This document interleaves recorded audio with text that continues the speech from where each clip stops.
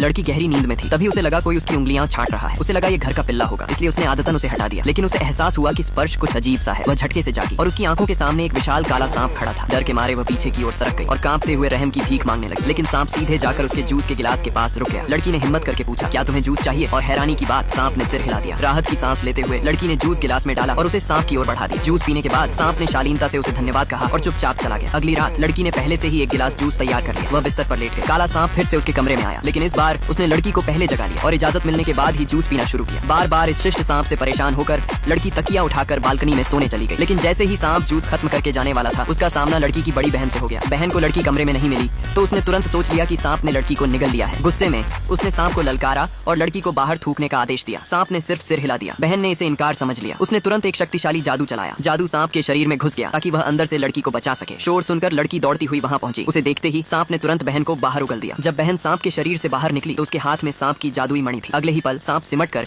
एक छोटा सा काला सांप बन गया। जब बहन ने देखा कि लड़की पूरी तरह सुरक्षित है तो उसने राहत की सांस ली। छोटा सांप गिड़गिड़ाकर मणि वापस मांगने लगा, लेकिन बहन ने कहा, कुछ दिन मेरे पास ही रहेगी ताकि तुम ठीक से रहो। मजबूरी में सांप चुपचाप बहन के दरवाजे के बाहर हालात देखने आया। जब बहन ने उसे देखा तो उसे अंदर बुलाया और उसका पसंदीदा जूस निकाल लाई। सांप को यकीन हो गया कि बहन का इरादा बुरा नहीं है, इसलिए बहन ने मणि उसे वापस कर दी। सांप ने मणि निगली और अचानक एक विशाल काली आकृति में बदल गया। लेकिन तभी एक और चौंकाने वाला बदलाव हुआ। सांप एक खूबसूरत नौजवान में बदल गया। जैसे ही बहन ने उसे देखा, उसका चेहरा लाल पड़ गया। वह शर्म से अपनी आंखें ढकने लगी। अगर पार्ट 2 देखना है तो कमेंट में पार्ट 2 जरूर लिखो।